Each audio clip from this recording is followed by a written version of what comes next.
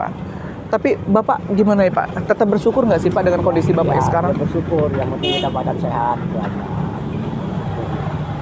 Kalau masalah ekonomi ya mungkin semua juga ya, nama orang susah kan, masih kurang terus.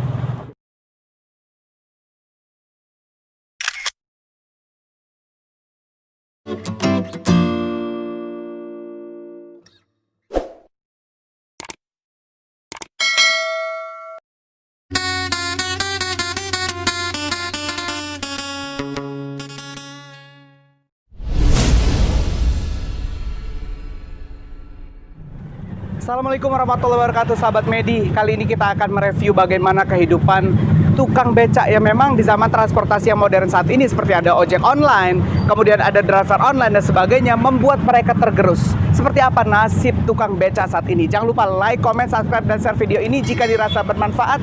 Bersama saya Medi Carlo, kita berjumpa dalam acara Ajau Silau. Jangan lupa follow Instagram saya di @medi_carlo. Kita akan review seperti apa kehidupan tukang becak di era zaman now. Saya ketemu dengan salah satu tukang becak yang mangkal di seputaran rel arah Chandra Karang. Kita temui ya. Assalamualaikum Pak. Dengan Bapak siapa Pak? Kenalin. Pak Na? Kenalin. Boleh duduk sini dong Pak, kita ngobrol sebentar ya Pak. Ya, kita mau ngobrol terkait dengan bagaimana kondisi tukang becak saat ini di era banyak transportasi online seperti Gojek dan lain-lain, sehingga membuat mereka ini seperti apa kehidupannya. Pak, Bapak sering mangkalnya di mana Pak? Di sini. Oh, selalu di sini ya Pak ya? Nggak pernah pindah-pindah? Pernah. Oke, dari tahun berapa Bapak jadi tukang becak? Dari tahun 1967. 1967. Saya belum lahir Pak. Ya. Udah lama banget ya Pak ya, 1967. Ya. Tapi memang tidak pernah berganti profesi, selalu tukang becak. Ya, tukang becak terus. Oh, dari 1967. Bapak merasakan kejayaan, kemakmuran menjadi tukang becak itu di tahun berapa kira-kira Pak? Kayaknya nggak ada kejayaan. Nggak gitu. pernah ada jayanya ya Pak? Ya nggak pernah ngerasa makmur jadi Ya. tukang becak gitu ya Pak? Nggak pernah kayak susah terus gitu. Selalu susah terus gitu ya?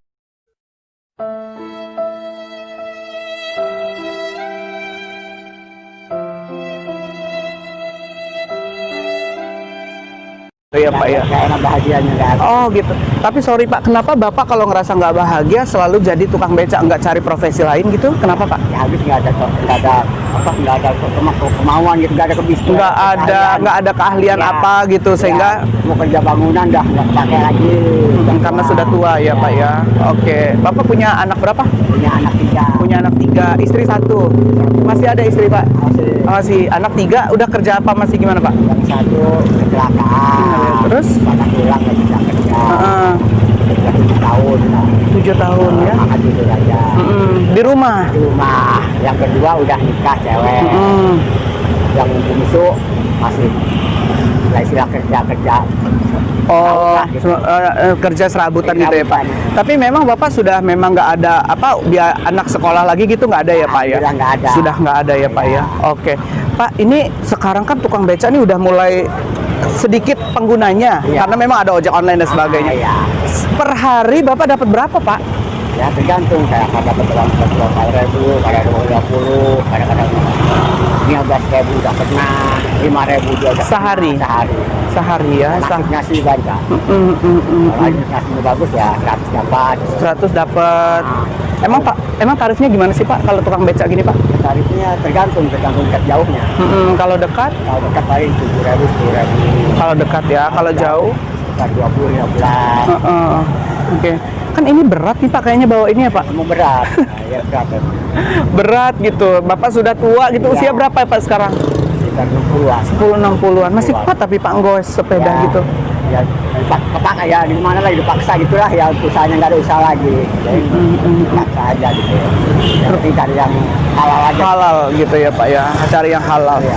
Di sini Bapak mangkal sendiri atau ada teman-teman yang lain? Ada Pak? temennya, itu satu tuh. Oh, abang itu satu ya. Oke. Ada. Hari ini sudah dapat berapa? Hari ini sama sekali nggak ada pemasukan.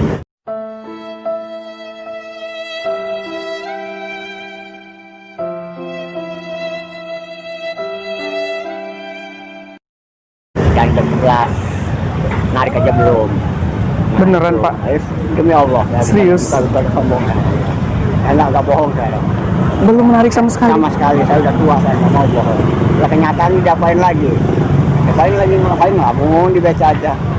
Gimana pulang nggak bawa duit itu aja. Terus kalau misalkan nggak dapat gini pulang gimana Pak? Ya isi apanya nggak sesuai gitu, berangkat pagi nggak bawa duit nggak sesuai. Apa aja di sana, ya tapi diapain lagi? Penumpang nggak ada. Penumpang nggak ada ya. Aduh. Luar biasa nih perjuangan Bapak. Siapa tadi Pak? Pak Nalim. Pak Nalim. Luar biasa ya. Hari ini beliau berangkat dari jam 11 sampai sekarang Sama sekali. belum dapat penumpang. Luar biasa. Pak, saya boleh diajarin nggak sih Pak caranya? Tapi saya nggak mau jalan, takut. Saya naik di atas sini aja boleh ya Pak ya? Boleh. Nih, saya ada di becaknya Pak Nalim. Tapi saya nggak mau nyupir, takut nggak kuat. Pak, ini gimana Pak caranya Pak? Ini untuk apa nih? Pegangan ya? Ya, pegangan. Oke, ini pegangan. Kita terus goes gitu ya Pak? Ya, Goes. Mengkol.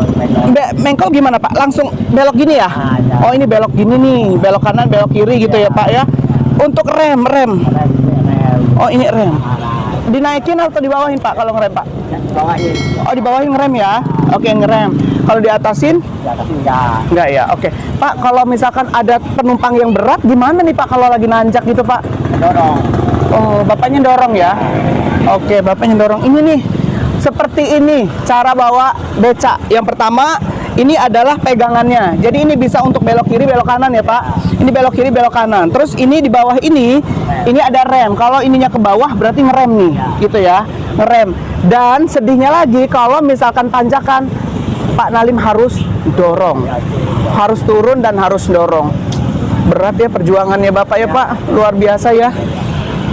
Berat banget perjuangannya sahabat Medi, yang memang saat ini becak sudah jarang dilirik oleh orang gitu. Harganya pun murah, pakai tenaga, harganya murah, banyak saingan. Terus ada yang suka kasih bantu ini nggak sih Pak, misalkan ada uang lebih gitu misalkan Pak penumpang? Ya kadang-kadang ada yang kasihan gitu. Penumpang ada yang kasih kadang ya. Oke. Ya Pak Naim, dengan keadaan yang semakin hari semakin sulit, Bapak akan terus bertahan atau seperti apa ini Pak? Masih bertahan lah. Diapain lagi? Kita udah nggak bisa usaha lagi, hanya ngebeca inilah. Nggak ada pekerjaan lagi. Bapak tinggal di rumah atau gimana Pak? Tinggal di rumah. Rumah sendiri ya Pak? Ini rumah sendiri, gubuk. Anak numpang. Di mana Pak? Di Jatimulyo. Bapak dari Jatimulyo. Terus ini sepeda gimana? Bawa beca. Pulang lewat Kopri, pulang polsek belok kiri. Ini Bapak ke Jatimulyo ke sini bawa becak gitu ya Pak ya? Terus kalau pulang nggak bawa duit? Ya, diapain lagi? Kadang-kadang gue beca juga kadang-kadang lemes. Tapi kadang-kadang ada yang kasihan di jalan. Kadang-kadang ada yang berhenti ngasih. Tentu. Ya Allah. Iya. Kasihan nasi kotak. Nasi kotak gitu ya Pak, kadang nasi gitu ya Pak. Tapi Bapak gimana ya Pak? Tetap bersyukur nggak sih Pak dengan kondisi Bapak Ya, sekarang? bersyukur, yang penting kita badan sehat itu aja. Kalau masalah ekonomi ya mungkin semua juga ya, namanya orang susah kan masih kurang terus. Tapi diapain lagi? Keadaannya kayak gini. Hebatnya beliau nih sahabat Medi, dengan kondisi beliau yang sudah tua, kemudian juga pendapatan yang tidak jelas gitu ya Pak. Rumah di Jatimulyo ke arah Bandar Lampung dia ini becak, tetap bersyukur dengan kesehatan.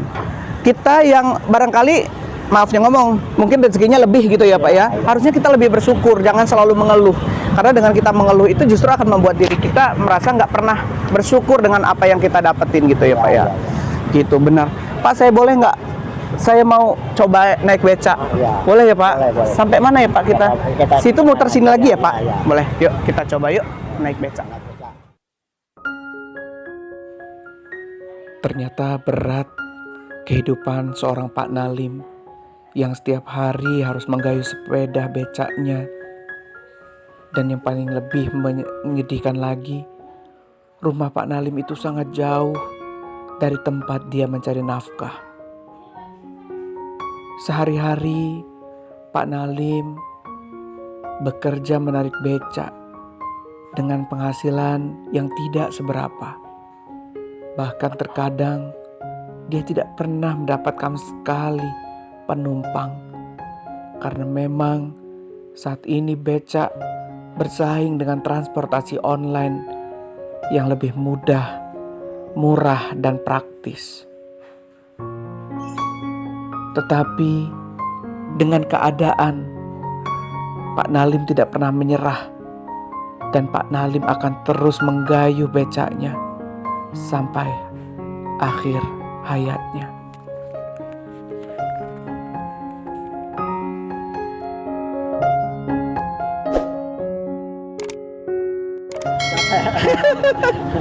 Capek ya, baru sedikit loh Pak, itu cuma muter doang padahal ya Pak ya.